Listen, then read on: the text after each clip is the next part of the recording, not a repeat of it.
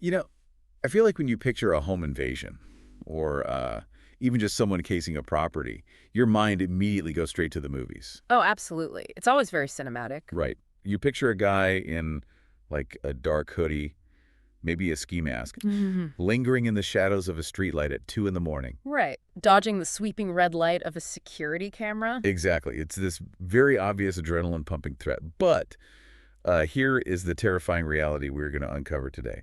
Real intruders, they do not wear ski masks. No, they really don't. They don't hide in the shadows. They hide in plain sight. They use your daily routines, your social norms, and what we call psychological camouflage to stand right outside your front gate. Entirely invisible to your suspicion. Yep. So today, we're decoding a massive stack of highly detailed real-world security logs and surveillance case files from the summer of 2026. And these files are they're incredible. They really are. The goal is to understand the chilling logic behind professional property reconnaissance.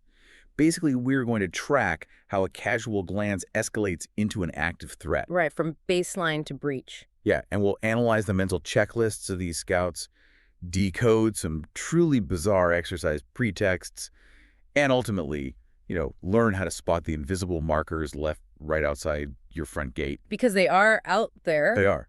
So I brought in our resident expert to guide us through synthesizing these timelines because, honestly, the data we're looking at today fundamentally rewrites the rules of home security. It really does. I mean, the overarching theme in these 2026 logs is that they completely shatter our preconceived notions of what danger looks like. Because we're looking for the ski mask. Exactly. We are biologically wired to think that if someone means us harm, they will look, act, or sound harmful. We look for the predator in the bushes, Yeah. But the data tells a completely different story. True professional reconnaissance is about blending into the natural ecosystem of a neighborhood. The ecosystem. I like that. Yeah, because by the time a physical breach actually occurs, the house has already been compromised days, sometimes weeks in advance. Through actions that just look entirely mundane to the untrained eye. Exactly, completely normal activities. So I think to really understand how these operations work, we have to start at the very beginning of the timeline. Because someone doesn't just wake up, pick a house at random, and kick the door in. Right, that's opportunistic. We're talking about professional casing. Yeah.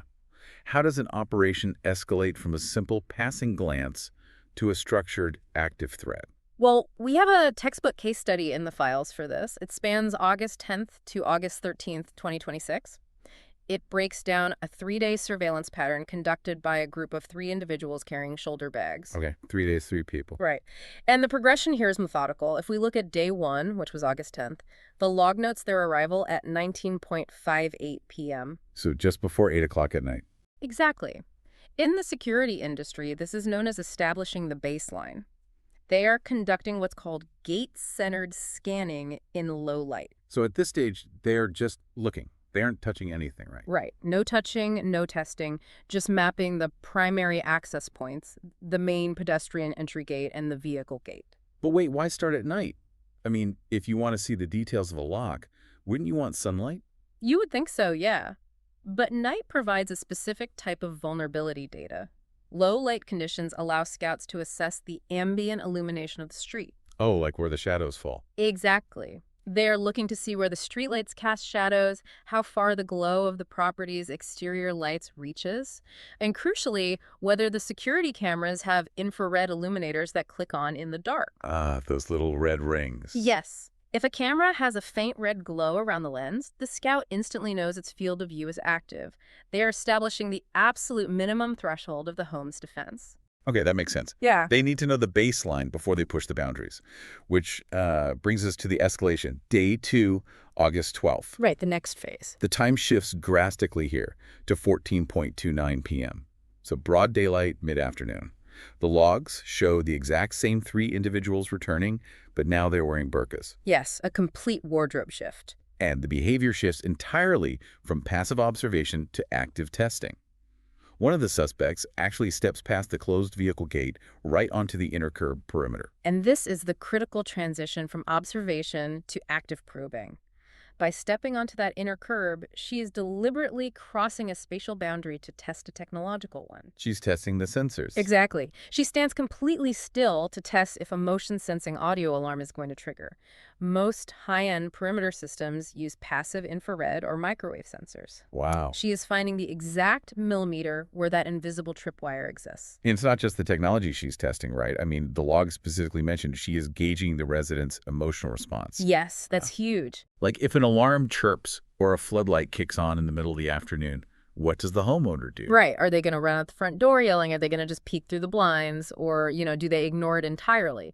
Because the human variable is always the most unpredictable part of a security system. You can have a $10,000 camera setup, but if the homeowner is deeply apathetic, the system is useless. Totally useless. Yeah. And while that first suspect is testing the psychological and technological barriers at the gate, the other two suspects are conducting a simultaneous window assessment. Divide and conquer. Exactly. One tests the primary defense, while the others map the secondary vulnerabilities. They're looking for open upper floor windows, checking the structural integrity of window latches. Looking for alternative entry points that might not be alarmed. Right. It really is a coordinated physical hack. And here's a detail from that day 2 log that just felt incredibly ominous to me. While standing on that inner curb, the first suspect deliberately dusts an unknown powder substance onto the perimeter surface. Yeah, that's a classic marker. She just drops powder on the curb. Uh-huh. And then we jump to day 3, August 13th, at 14:59 p.m. They return when the residents are specifically away from home. The house is empty. Right.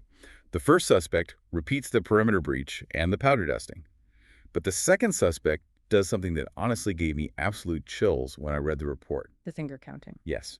She is observed visibly bending her fingers to count and log the exact reaction time of the security systems. Literally counting on her fingers. Why are they counting out loud like that? They are calculating what is known as the window of opportunity. By testing these systems when they know the house is empty, they are trying to determine exactly how many minutes or seconds they have to execute a physical break-in. Before private security or the cops show up. Exactly. In physical security, this is called establishing the system's latency. They trigger the perimeter, the alarm signals the monitoring company, the company calls the homeowner or dispatch, and a car is sent. And she's literally counting the minutes of that entire sequence. The scout is counting the minutes between the trigger and the arrival. If it takes 12 minutes for a patrol car to show up, the breach team knows they have exactly 11 minutes to get in, secure the valuables, and vanish. I mean, think about that from the homeowner's perspective. You leave your house to go to the grocery store thinking your alarm system is securing your property. Right. Meanwhile, someone is standing on your curb using your empty house as a live fire training exercise to time their future robbery. It's terrifying when you realize what's actually happening. And let's get back to that powder for a second, because dusting powder sounds like something out of, I don't know, a Cold War espionage novel. But it's not just powder. No, it can be anything. Right. In another log from August 16th, a passenger on a scooter dropped a physical object precisely between a pedestrian gate and a vehicle gate. What is the function of this?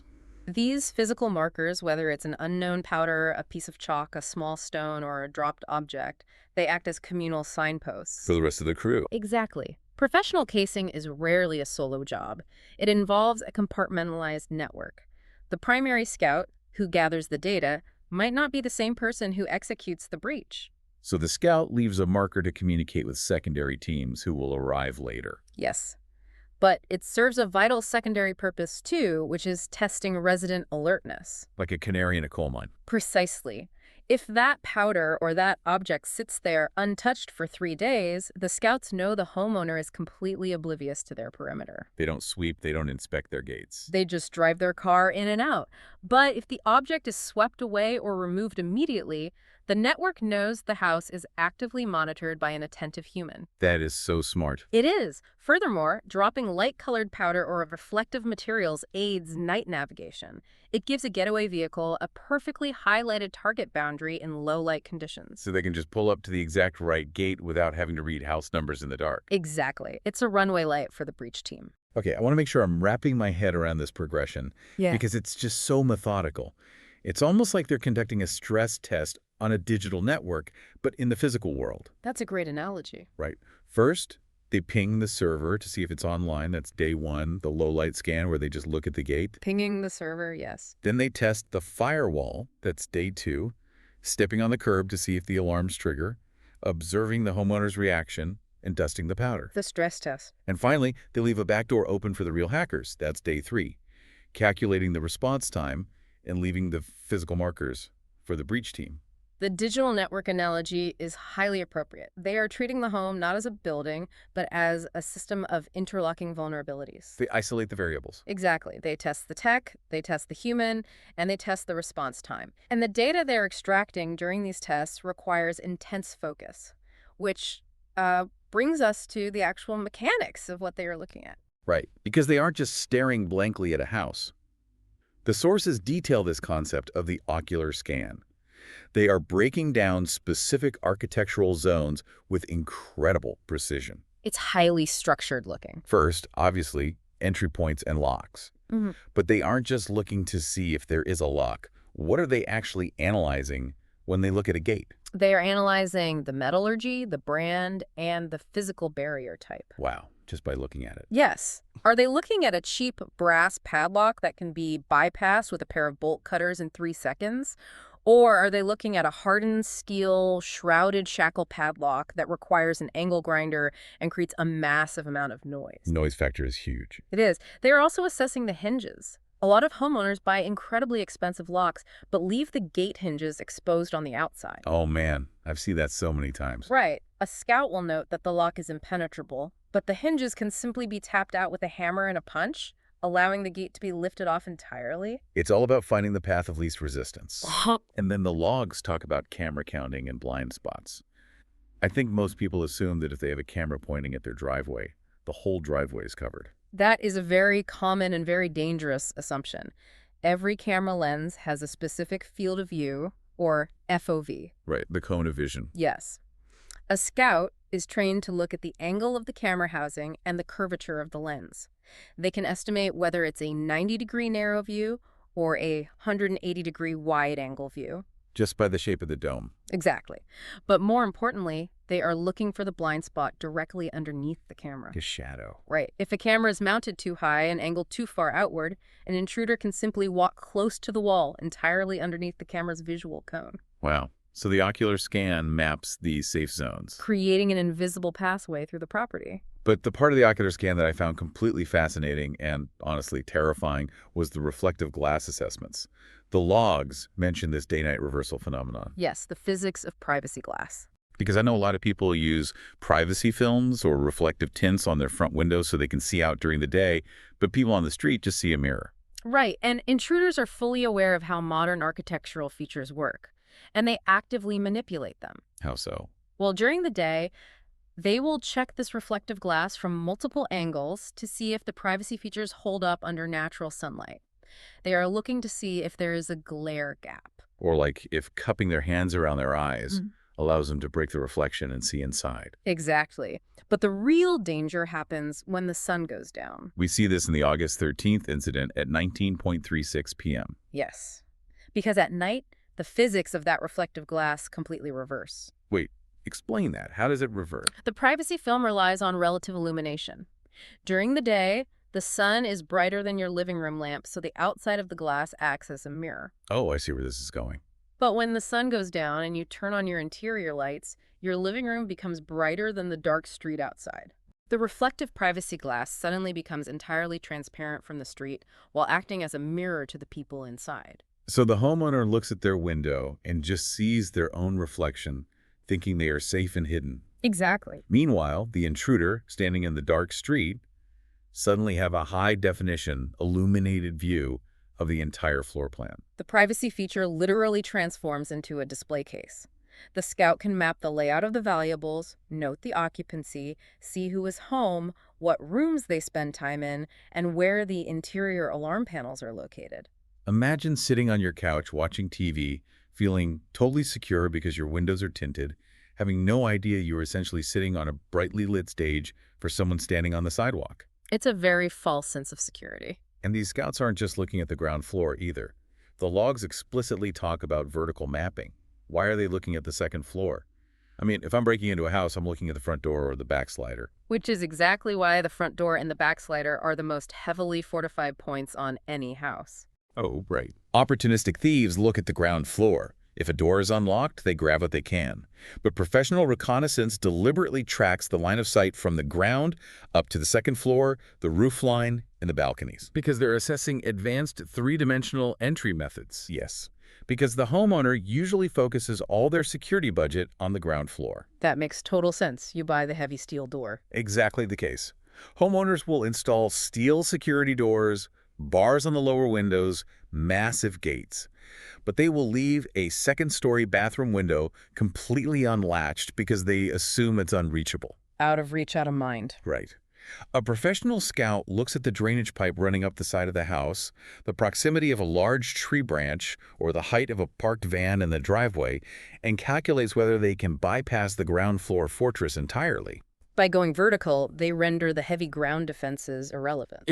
But running all these calculations, the locks, the camera blind spots, the physics of the windows, the vertical climb routes, that requires a massive amount of mental energy. You can't just casually stroll by and absorb all of that. No, you really can't. It's a heavy cognitive load. And this brings us to a behavioral anomaly in the files that I think is the most actionable takeaway for the listener: the concept of cognitive target fixation. Also known as tunnel vision. Right. When the human brain is burdened with a high cognitive load, such as running a complex structural checklist in real time, it has to borrow processing power from other areas. Often it borrows from our spatial awareness and our basic survival instincts. Which leads to some really bizarre behavior. There is this wild log from July 27th to July 31st involving an elderly man pushing a heavy Hercules loading bicycle. Yes, the Hercules bike incident. The logs document him doing this over the course of 8 separate instances. And the guy is pushing this massive, cumbersome bike over terrible, uneven asphalt filled with hazardous road humps and potholes. Right. And standard pedestrian instincts dictate that when you navigate an uneven road, your eyes naturally flick downward. You scan for oncoming cars, you avoid pedestrians, you navigate the potholes to avoid twisting an ankle. Right, you watch where you're walking. It is a subconscious, basic human survival mechanism to watch your step. But the logs explicitly state that this elderly man pushed this heavy bike directly over these physical hazards without ever once looking down at his feet. His eyes were just locked upward the entire time. Yes. His visual focus was strictly locked on the property's exterior glass, the gates, and the second-story architecture. The cognitive demand of acquiring intelligence completely overrode his basic safety instincts. As wild. He ignored immediate physical hazards because his brain was hyperfixated on the target.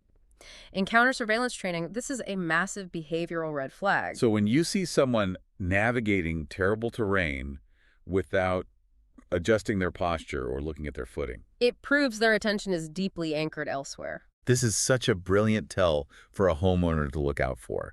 You aren't looking for someone carrying a crowbar. You are looking for someone who ignores a massive puddle or a pothole because they are too busy staring at your second-story window. It's a glitch in their matrix, basically. But let's play devil's advocate for a second. Right.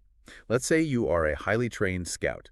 You know that staring like a zombie while tripping over potholes might get you spotted. Right. How do you stand outside a house, measure the perimeter, check the camera angles, and test the motion sensors without looking like you are running a tactical survey?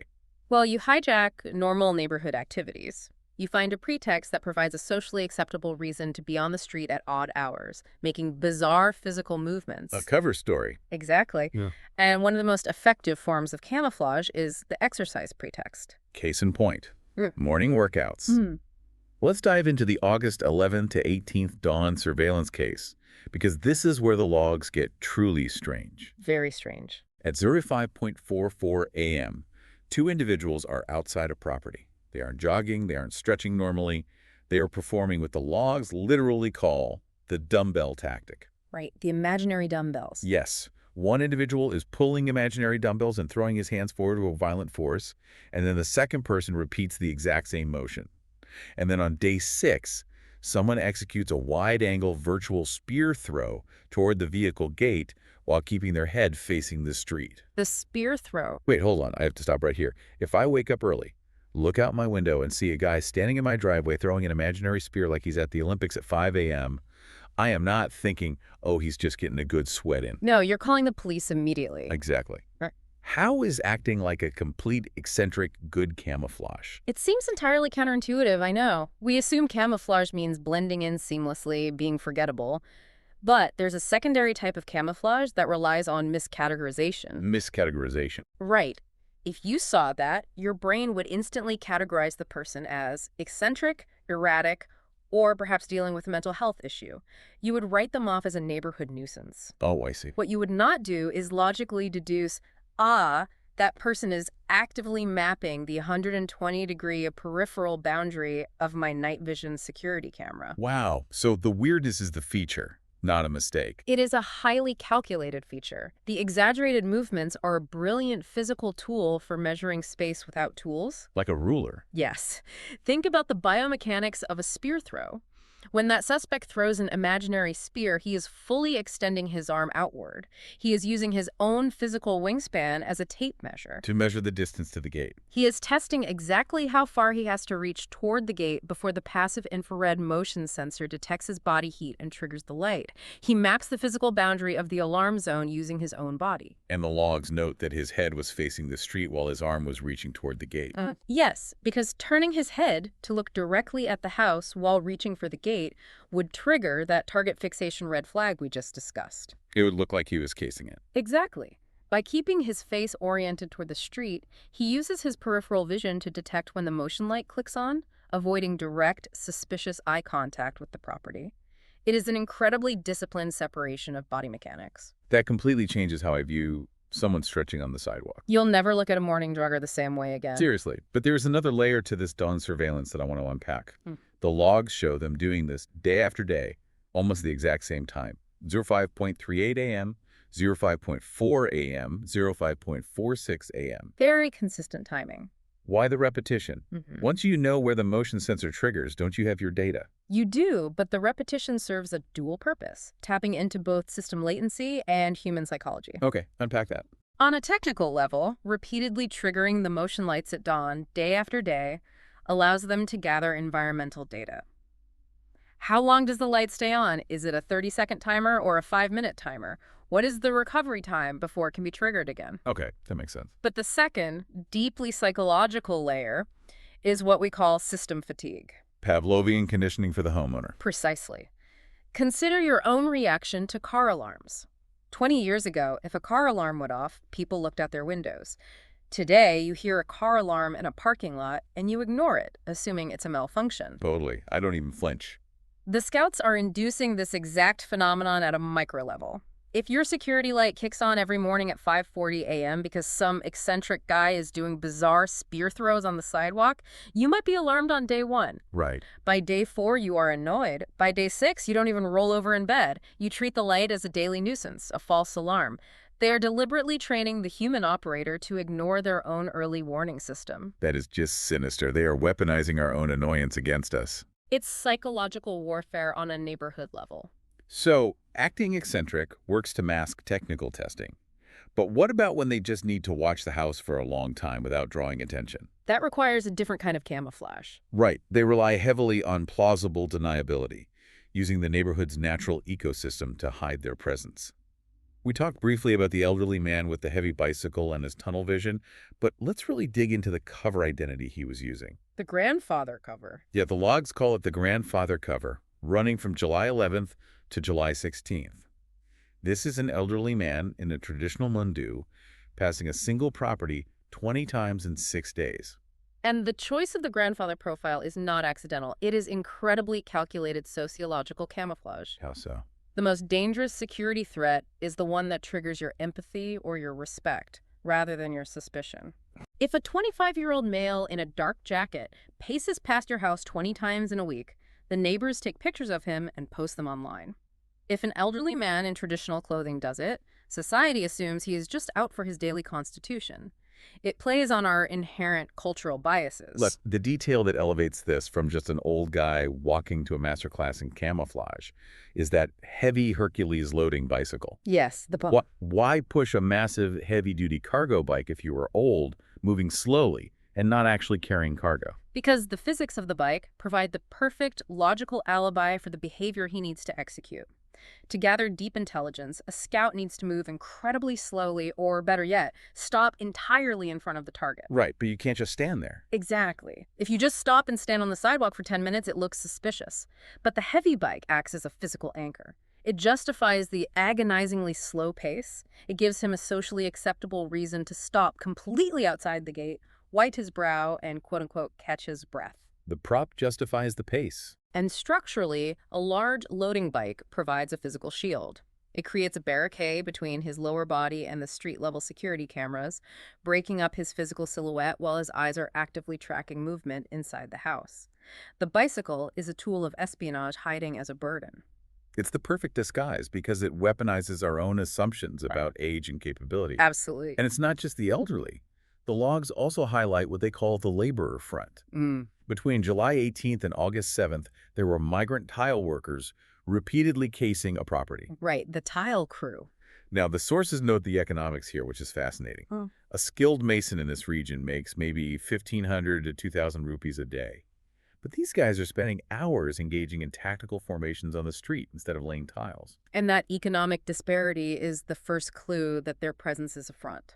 Skilled laborers are paid to produce. If they are spending hours loitering in the street, they are either a completely fabricated crew or they are being paid significantly more by a third party to gather intelligence. A bribe, basically. Exactly. But the choice of the laborer disguise is highly effective because when you hire contractors or construction crews, their presence in the neighborhood is instantly validated. Right. Nobody questions guys in dusty clothes walking down the street carrying tools. You just assume someone is getting their bathroom remodeled. Exactly.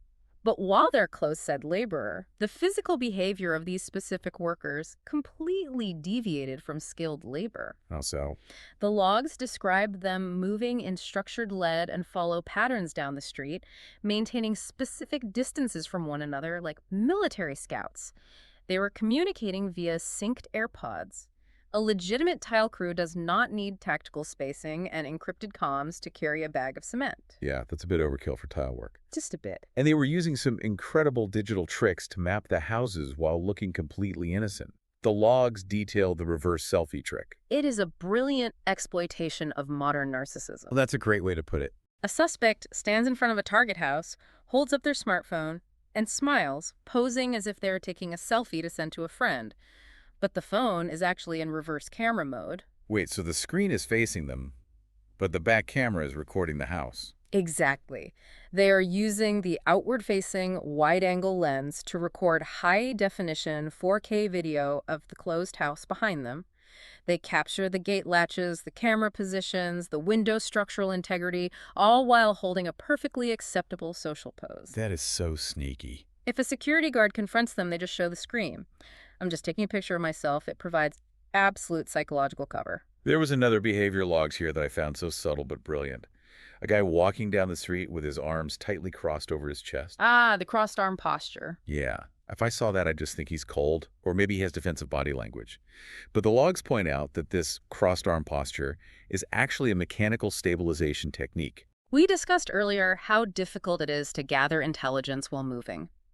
If you try to film a house with a camera hidden in your shirt pocket while walking normally, the footage will be wildly shaky and unusable. Like the Blair Witch Project. Exactly. This suspect was using his tightly crossed arms to physically press a concealed body-worn camera or a phone tucked into his shirt tightly against his sternum. Oh. By locking his arms over his chest, he isolates the camera from the natural sway of his torso, keeping the lens perfectly steady while he does a tunnel vision sweep of the property. He turned his own rib cage into a Steadicam rig. That is insane. It makes you look at everyone on the street differently, even a guy just walking his dog. Oh, especially the dog walkers. Let's talk about the midnight dog walk from July 18th and August 4th at 22:01 p.m. A guy is walking his dog, but the log notes that he repeatedly grooms his hair, just constantly stroking his hand through his hair as he passes the house. Why log a guy touching his hair? Because the dog leash is merely the primary prop. Dog walking is universally accepted. It justifies frequent, erratic pauses, sniffing at bushes, and late-night loitering. But the hair grooming is what we call a deliberate behavioral shield. It is a biomechanical trick to hide structural analysis. Walk me through the biomechanics of that. How does touching your hair help you case a house? Think about the anatomy of the neck and the C-spine. If you were walking straight down the street and suddenly snap your head 90 degrees to the side and then tilt it 45 degrees upward to stare at a second-story window, it looks incredibly jarring. Right. It looks like you are locking onto a target. It's very aggressive. It is an unnatural predatory movement that instantly alerts anyone watching. But if you bring your hand up to the side of your head to slick back your hair or scratch behind your ear, the natural biomechanics of that movement require your head to accommodate the arm. Okay, I'm visualizing this. The hand goes up, the elbow flares out, and the head naturally tilts back and to the side. Under the cover of that completely natural grooming motion, the suspect's eyes are executing a sharp, multi-level visual scan of the second-floor lighting and parked cars. Wow. Furthermore, his raised arm and flared elbow act as a physical blinder, obscuring the angle of his face from the security cameras. He uses his own anatomy to hide his intent, making a tactical sweep look like a casual, vain habit. He uses his elbow to block the camera's view of his eyes, while his head tilt gives him a perfect view of the second floor. That is terrifyingly smart. It's all about biomechanics. So we've talked extensively about external threats, people on the street, people walking by, people projecting their gaze onto the house. But what if the threat isn't just walking past? What if they cross the line? Right. What if you invited them in or they found a loophole to cross your physical property line in broad daylight? This is where we transition from external reconnaissance to perimeter bypassing and the insider threat. When the external boundary is a high walls, the camera's too strong to map from the street, the most efficient way to gather intelligence is to get a physical asset inside that boundary line. Let's look at the Fair and Fair cover, which the logs show running from March all the way through July. This strategy blew my mind because of how perfectly it exploits basic human politeness. It really does. An auto rickshaw pulls up right at the vehicle gate of the target house. An adult female gets out. And the exact moment she turns her back to settle the fare with the driver, a minor who is traveling with her uses that precise window of distraction to cross the boundary line, step onto the private curb, and peer deeply through the inner gates. And they actually timed this distraction window. It was exactly 13 seconds long. 13 seconds. That's all they need. It is a masterfully coordinated sequence of events that relies on overlapping layers of social permission.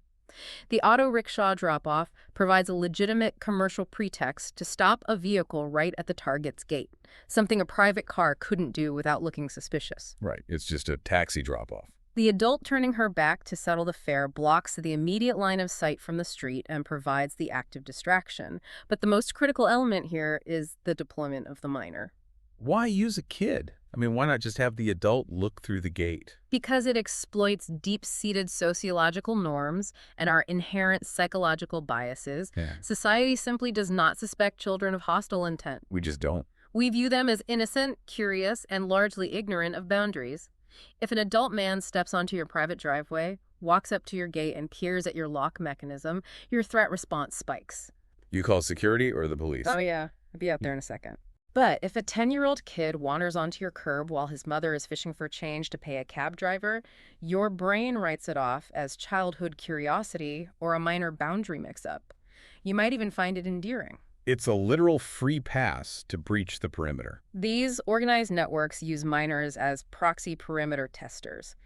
The child can get inches away from the lock mechanism, visually trace the wiring of the intercom system, check the camera blind spots from the inside out, and see if anyone inside the house reacts to their presence, all with complete impunity. And if a homeowner or a guard does come out and confront them, the adult just turns around, acts shocked, grabs the kid by the hand, and says, "Oh, I'm so sorry, he just wandered off." Plausible deniability is structurally built right into the tactic. They gather military-grade perimeter intelligence under the guise of poor parenting. That is just wow. But the breach gets even deeper and far more intimate when we talk about the ultimate insider threat: domestic staff. The inside man or woman. On August 6th and July 17th, there are intense logs focusing on a hired housekeeper, specifically working as a nanny who is observed loitering by the compound wall while waiting for a school bus. Now, to be clear, the logs note she isn't using a phone to record anything. She isn't taking pictures. But the security cameras catch her behavior. What is she actually doing while standing there? She's engaged in active mental mapping. Security analysts reviewing the footage noted deliberate, structured eye movements. She isn't just spacing out or daydreaming while waiting for the bus. She is conducting a complete, systematic visual sweep of the house's exterior windows to verify interior movement schedules. Mental mapping. And most chillingly, she is logging the specific placement and fields of view of the external security cameras. There is absolutely no legitimate job-related reason for an interior nanny to be memorizing the blind spots of external perimeter cameras. It's the ultimate betrayal of trust. You hire someone, you bring them into your sanctuary to care for your children, and they are silently mapping your defenses for an outside network. An inside threat bypasses all millions of dollars of perimeter security because you have willingly handed them the keys. You literally left them in the front door. They don't need to stand on the street in the dark trying to guess what the alarms do. They know the alarm codes, they know the dog's temperament, they know exactly where the wall safe is. And notice when she chooses to conduct this exterior mapping, she exploits transition windows, specifically the chaotic 15.000 to 16.3 afternoon school run. Why that specific time? I mean, isn't that when everyone is around? Yes, and that's the point. It is a period of high neighborhood noise and movement. Parents are running errands, delivery trucks are arriving, kids are getting off buses, dogs are barking. The baseline level of chaos is elevated. So she blends into the chaos. It is incredibly easy to disguise stationary surveillance as a temporary pause in a normal daily routine amidst that chaos. She gathers this intelligence silently, mentally logging it without ever producing a digital footprint, and then feeds it to a third party off-site. That brings up such an unsettling reality for anyone listening. Your walls can be as high as you want. You can have razor wire and thermal cameras. But if the person inside the walls is compromised, the fortress is utterly useless. It is entirely useless. So we've looked extensively at stealth. We've looked at kids, grandfathers, nannies, people trying very hard to blend in and be forgotten. But the case files also show that sometimes the mask comes off. What happens when the casing process gets aggressive, fast, and highly visible? When reconnaissance escalates to its final phases, it often shifts from stealth to high mobility and psychological intimidation. They stop caring if you see them, because the entire point of the exercise is that they want to see exactly how you react to being seen. The logs define this as drive-by casing. We see motorcycles, specifically noted as KL01DB5853, executing sharp, aggressive U-turns right at the vehicle gate. Highly aggressive. Or scooters rolling by with 3 grown men crammed onto them. And notably, none of them are wearing helmets. Now, riding a motorcycle with 3 people and no helmets seems like a fantastic way to get pulled over by the traffic police. Why wouldn't they wear helmets if they're trying to stay under the radar and eventually commit a crime? Because a standard DOT-approved motorcycle helmet severely restricts your peripheral field of view and dampens auditory input. When a surveillance team is moving quickly past a target at 20 miles an hour on a scooter, they need unhindered, wide-angle peripheral vision to track camera housings, window frames, and structural fence lines without obstruction. They need to see everything. They sacrifice the physical safety and anonymity of a helmet for the raw visual data they need to collect in a split second. But then they do something even crazier. On August 13th, a scooter rides past, and the passengers are actively shouting verbal abuse and slander at the target house, just screaming obscenities at the windows. Yes, the verbal baiting. Now, this is where I really struggle to understand the logic. Why on earth would a criminal, someone planning to covertly rob a house, draw so much loud, aggressive attention to themselves? It defies every logic of staying hidden. It defies the logic of stealth. But it makes perfect sense if you view it through the lens of biological baiting. The aggression is a deliberate smokescreen. Think about human biology. If a scooter drives by your house and someone screams a violent obscenity at your front door, what is your immediate adrenaline-fueled reaction? Fight or flight. I'd probably run straight to the front window, pull back the curtain, and look out to see who's yelling at me. And the exact millisecond you pull back that curtain, the suspects have won. They have used an auditory shockwave to force you to reveal your hand. By running to the window, you have just revealed exactly which room is occupied at that time of day. You have revealed your physical profile. Are you a large, capable man, an elderly woman, a teenager home alone? And most importantly, you have revealed your reaction time. They use verbal harassment as a radar ping, forcing the human variable out from behind the walls so they can map it. Wow. They are literally pulling my psychological strings to make me present myself as a target. I feel manipulated just hearing about it. It's highly manipulative. And this psychological exploitation goes even further in the files. Let's talk about the exhibitionist. There are logs from July 11th and August 18th detailing a known neighborhood nuisance. A very specific case study. Yeah, this is a guy with a documented history of extreme public indecency, someone known for taking his clothes off in public spaces. But the analyst noted a distinct, chilling shift in his behavior on these dates. He transitions from merely removing his clothing to conducting structured, highly technical evaluations of the lock mechanisms on the vehicle gate. This specific case is a critical lesson in combined threats and the danger of dismissing anomalies. It is a massive vulnerability for a neighborhood to dismiss someone with obvious behavioral or mental health issues as merely wandering or crazy. Because they might not be acting alone. Organized criminal networks, or the individuals themselves, evolving their tactics, know exactly how to exploit local familiarity and prejudice. So he's using his reputation as a shield. Exactly. He uses his existing reputation as an eccentric, unpredictable, even repulsive nuisance, as an impenetrable cloak. The neighborhood is so fatigued by his historical disruptions that they actively write off his presence. People look away. They cross the street to avoid him. Which gives him complete freedom to operate. Right. But the logs show that while everyone is busy averting their eyes, he is no longer just looking to shock people. He is executing a clinical audit of gate locks, hinge pins, and camera angles.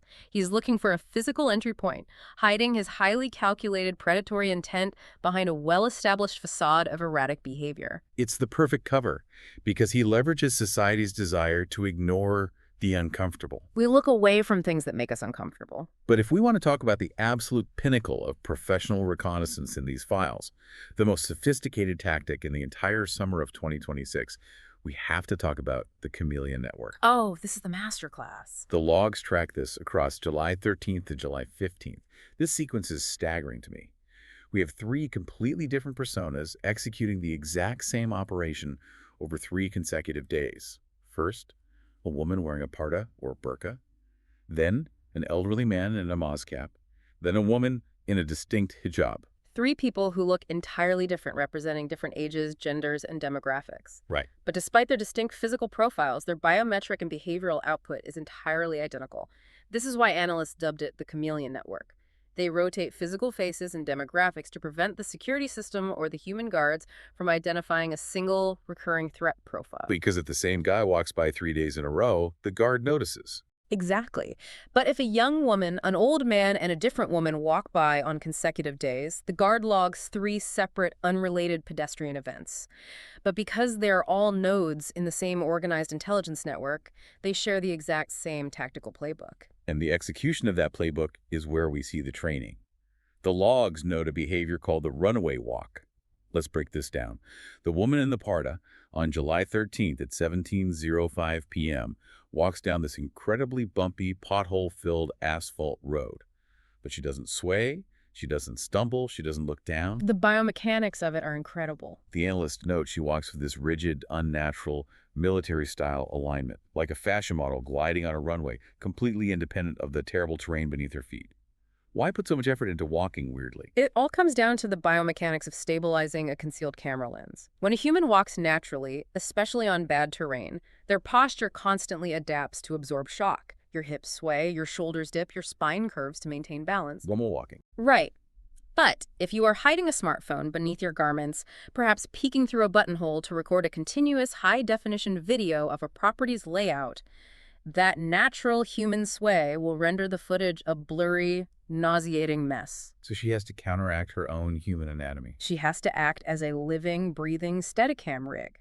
Pacing in a perfectly straight, rigid alignment requires intense core control. She is locking her hips and shoulders to isolate the camera lens from the shock of her footsteps. Wow. It proves she is not just going for a walk, she is actively, consciously controlling her physical stride to keep that hidden lens perfectly stable while gathering intelligence. That level of physical discipline is astounding. And what ties it all together is that despite looking completely different, the elderly man on day 2 and the woman in the hijab on day 3 did the exact same thing. The exact same Steadicam walk. And the logs state they all used the exact same ocular sweep. Vertical, scanning from the ground defenses up to the roofline. Lateral, sweeping from the left property line to the right. Mapping entry points, checking unlatched windows.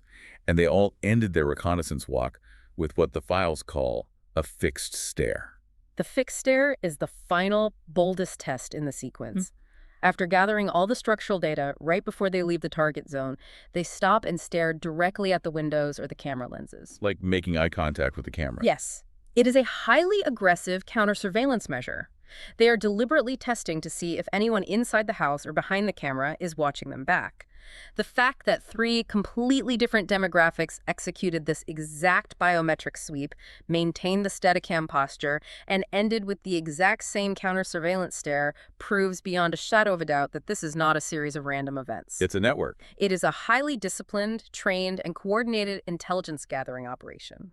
It is absolutely chilling to realize how much calculation is happening right on the sidewalk. Okay, let's bring this all together. What is the ultimate takeaway for you, the listener, from decoding these massive stacks of security files? It's not about paranoia. Right.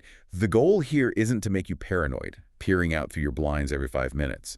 The goal is pattern recognition. The people watching your home aren't wearing ski masks. They are pushing bicycles, walking dogs, laying tiles, and waiting for school buses. They look like everyday life. So what do you actually do with this knowledge? You break your routines. If the network knows your lights go out at 10 p.m. every night, change it up. Put them on a randomized smart timer, audit your own blind spots, go stand exactly where your camera can't see, and ask yourself what an intruder could access from that spot. You have to think like them. Close your curtains at predictable casing hours, especially when the sun goes down and that reflective glass turns into a display case. If someone walks past your house every day at exactly 17:05 p.m., make sure they have nothing interesting to look at. You have to learn to look past the uniform, whether it's an auto rickshaw driver, a grandfather, or a laborer, and focus entirely on behavioral anomalies. Look for the tunnel vision. Look for the person ignoring the puddle. Look for the unnaturally rigid walk. Because the paradigm of security has fundamentally shifted. It is no longer just about building a higher physical wall or buying a heavier steel padlock. It is about deeply understanding human behavior. Behavior is the real key. When you recognize the psychological camouflage, the biomechanical tricks, and the physical tactics these networks use, you strip away their primary advantage. You force them out of the comfortable shadows of daily routine and into the glaring spotlight of detection. It really reframes everything, every walk down the street, every passing car. And that leaves me with a lingering, almost philosophical thought to mull over. And I want you to think about this the next time you install a new piece of smart home tech. It's a bit of an arms race, isn't it? It really is. Eh? Because as we secure our homes with more and more high-definition cameras, smart motion sensors, and instantaneous perimeter alarms, we are essentially forcing intruders to adapt to survive. We're forcing them to become highly sophisticated behavioral actors who understand the physics of light and the biomechanics of the human body. We're training them. We've unwittingly turned the mundane street outside our homes into a daily invisible theater of espionage. Which begs the question, does living in an era of constant high-definition surveillance actually make us safer? Or does it just serve as a brutal training ground, teaching the people watching us to become much, much better actors? Keep your eyes open and look for the anomalies.